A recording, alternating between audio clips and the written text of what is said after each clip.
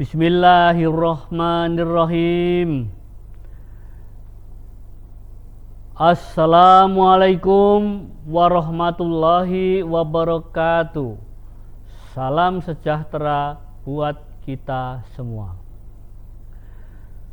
Yang terhormat pengurus Yayasan Setiahati Teratai, para kangmas di lembaga ajar, para kangmas di majelis luhur, dan seluruh pengurus tingkat pusat, cabang dan cabang khusus, ranting, dan seluruh warga persaudaraan Setiahati Teratai di seluruh Indonesia dan di luar Indonesia. Sebelumnya, saya barangkali ada yang belum pernah mengenal saya. Saya adalah Sekretaris Umum Persaudaraan Setiahati Teratai tahun 2021 sampai dengan tahun 2026. Nama saya Purwanto Budi Santoso. Yang pertama-tama, saya ingin menyampaikan selamat memasuki bulan Ramadan tahun 1447 Hijriah kepada semuanya, dan mengucapkan selamat menunaikan ibadah puasa. Semoga semuanya dilancarkan dan diterima oleh Allah Subhanahu wa Ta'ala. Para kangmas dan saudara semua, pada hari ini saya bermaksud untuk menjelaskan duduk perkara aset Yayasan Setiahati Teratai yang ada di Madiun.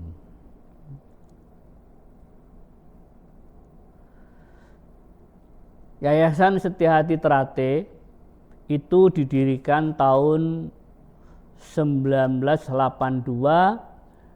dan anggaran dasarnya diperbaiki pada tahun 2014. Kemudian struktur pengurus yayasan terakhir diubah pada akhir tahun 2025. Para kangmas dan saudara sekalian, pada tahun 2014 saya sebagai pemegang lisensi penilai publik yang telah mendapat izin operasi dari Menteri Keuangan, mendapat penugasan dari Yayasan Setiahati Teratai yang saat itu dipimpin oleh Kang Mas almarhum Tarmadji Budi Harsono. Nah, Mas Tarmadji pada saat itu juga sekaligus sebagai Ketua Umum Persaudaraan Setiahati Teratai. Namun dalam konteks ini almarhum adalah atas nama Yayasan Setiahati Teratai. Nah, kemudian berdasarkan penugasan itu saya membentuk tim. Mungkin sebelumnya ya, bahwa saya sebagai penilai independen yang telah mendapat izin dari pemerintahan itu bergabung dalam Kantor Jasa Penilaian Publik MBPRU dan rekan. Saya lanjutkan, berdasarkan penugasan tersebut, maka saya sebagai penanggung jawab pelaksanaan penugasan tersebut, saya membentuk tim penilai yang saya tugaskan untuk melakukan survei lapangan, yaitu meliputi mengidentifikasi seluruh aset yayasan yang saat itu didampingi dan ditunjukkan oleh petugas yayasan yang ditunjuk, yaitu Kang Mas Junaidi. Berdasarkan aset yang ditunjukkan oleh Kang Mas Junaidi tersebut, maka aset-aset yang dimasukkan atau yang dimiliki oleh yayasan itu diantaranya adalah aset Padepokan Agung Jalan Merak Nambangan Kidul yang selanjutnya menjadi Jalan Merak nomor 10 Nambangan Kidul pertama. Yang kedua adalah aset tanah Jalan Merak nomor 17 saat ini. Kemudian yang ketiga adalah aset bangunan Hotel Manise dan beberapa bangunan yang ada di sana. Terus juga termasuk Padepokan Luhur, yaitu bekas rumah tinggal Ki Hajar Harjo Utomo. Nah, di samping aset-aset tersebut tentunya termasuk barang-barang yang ada di dalam gedung tersebut, seperti misalnya meja, kursi, dan lain-lainnya. Sehingga aset-aset tersebut secara yuridis formil adalah milik yayasan. Dari hasil laporan yang sudah kami bikin dan kami serahkan kepada almarhum, resume dari hasil penilaian itu kemudian dibuat semacam, istilahnya itu adalah neraca di bawah tangan dan ditandatangani oleh Kang Mas Tarmaji Budiarsono dan Saudara Hari Wuryanto. Nah, atas dasar itu maka harta kekayaan tersebut dimasukkan ke dalam akta perubahan yayasan yang dibuat oleh Notaris Ali Fauzi.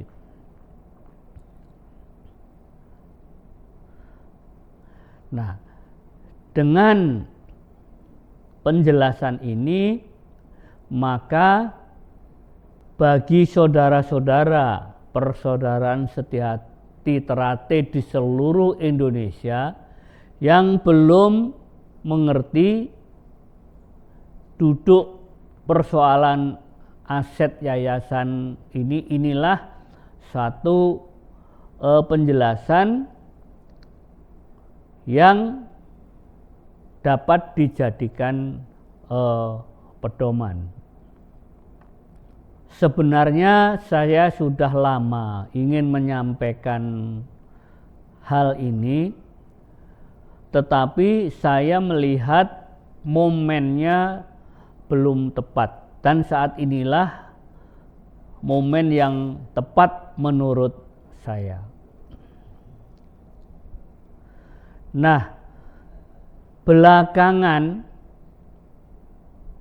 setelah adanya, ya boleh dibilang perpecahan lah di pengurusan pusat Persaudaraan Setiahati Ternate, ada narasi-narasi yang dikembangkan oleh saudara-saudara di luar atau di luar yang ada di pusat,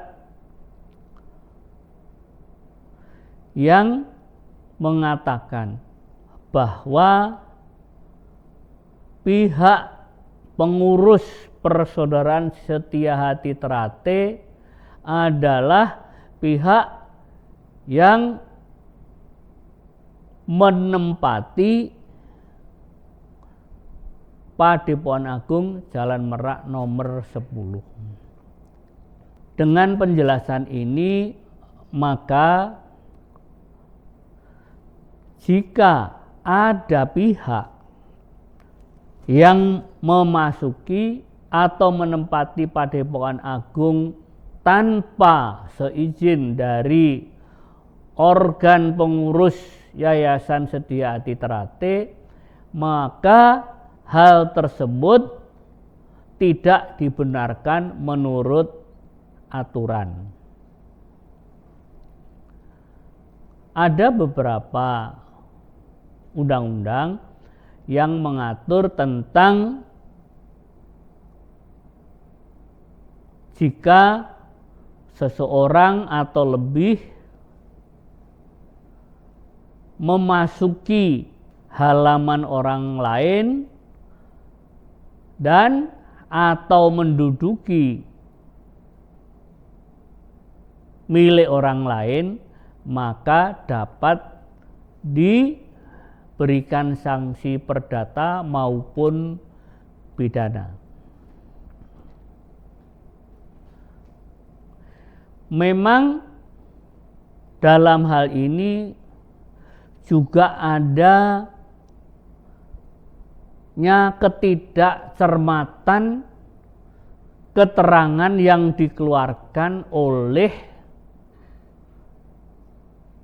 Lurah Nambangan Kidul yang menyatakan bahwa seseorang atau lebih bertempat atau beralamat di Jalan Merak nomor 10. Hal ini menambah kekisruhan, seolah-olah pihak yang menempati itu adalah pihak yang sah. Semestinya Lurah Nambangan Kidul mencari tahu terlebih dahulu atas dasar apa oknum tersebut menempati aset yayasan.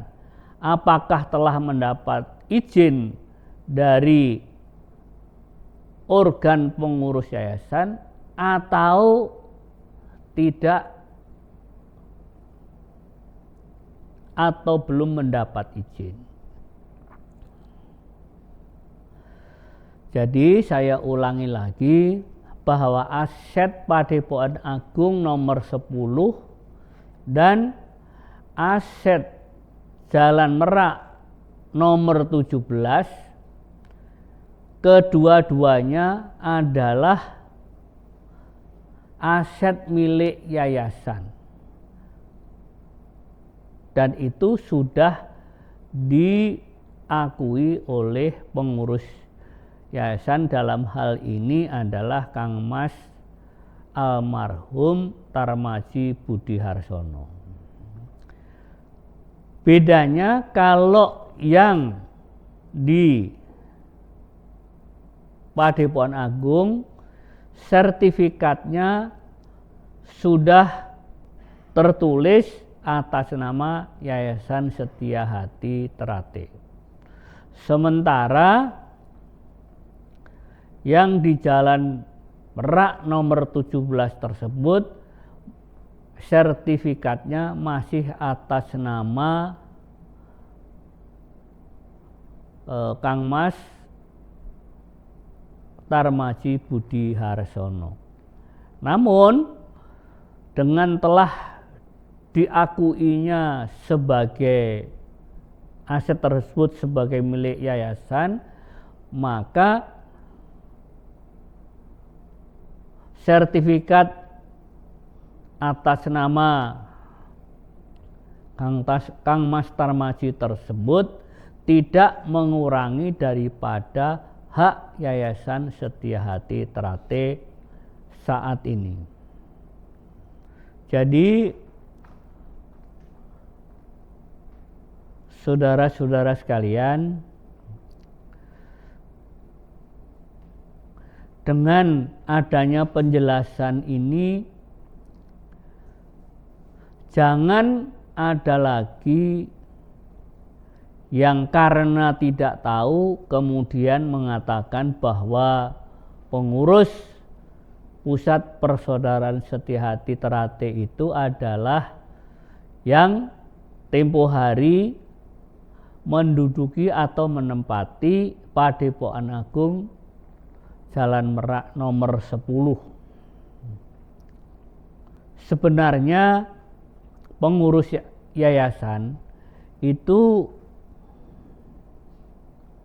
sudah ingin meluruskan hal tersebut, namun karena situasinya belum memungkinkan, karena para pengurus organ Yayasan Setia Hati Ternate itu sangat menjaga agar tidak ada benturan atau gesekan dengan sesama warga Setia Hati Ternate yang sama-sama sudah pernah disahkan atau dikecer.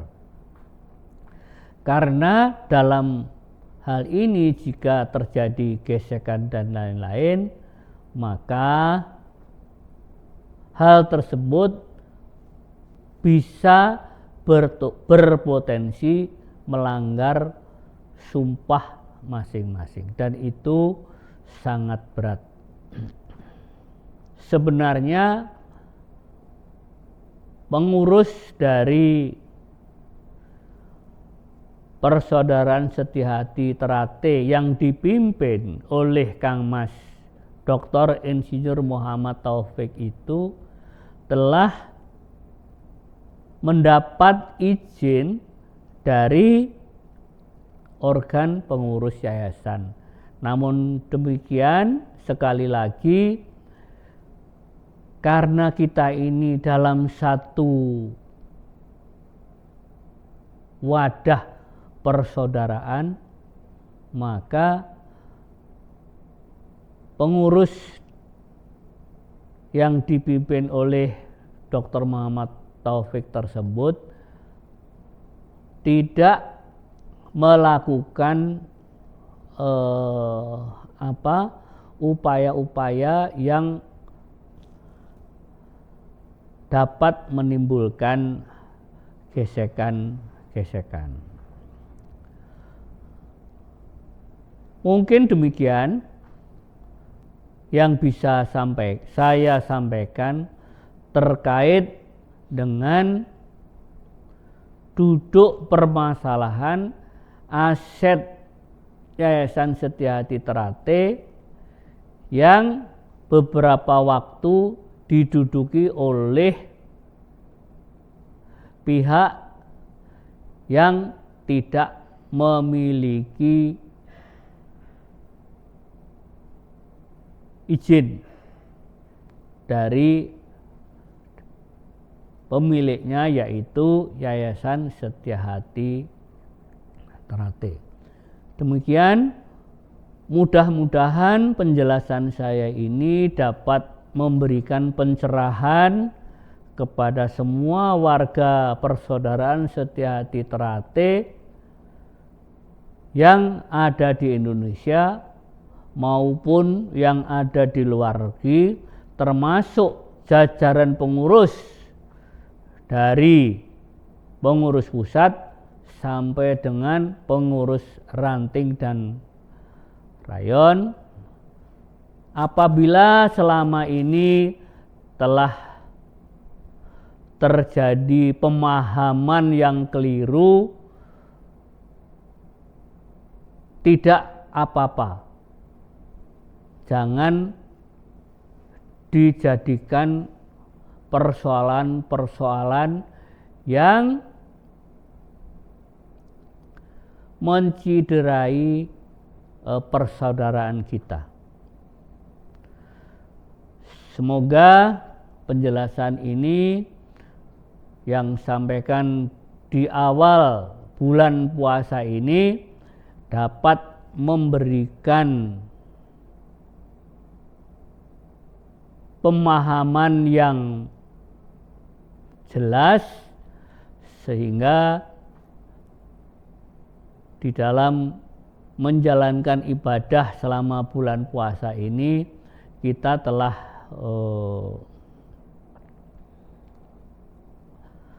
legowo, sudah rela, sudah ikhlas bahwa itulah yang sebenarnya mengenai kedudukan aset yayasan.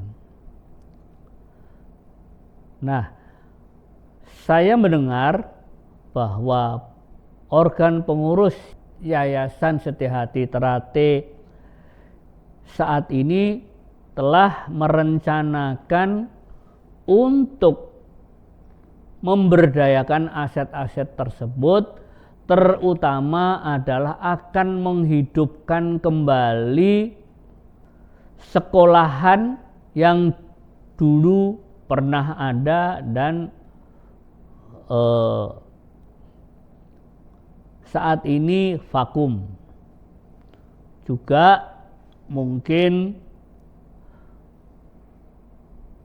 Hotel Manise mungkin ya, itu kan tidak berdaya ya, sehingga kemungkinan nanti akan diberdayakan. Kang Mas dan saudara-saudara semuanya, kalau kita menghitung bisnis, maka yayasan ini telah mengalami kerugian akibat aset yayasan diduduki oleh oknum tertentu, sehingga pengurus yayasan tidak dapat mengelola dan membudidayakan aset-aset yayasan tersebut. Demikian, billahi taufik wal hidayah. Wassalamualaikum warahmatullahi wabarakatuh.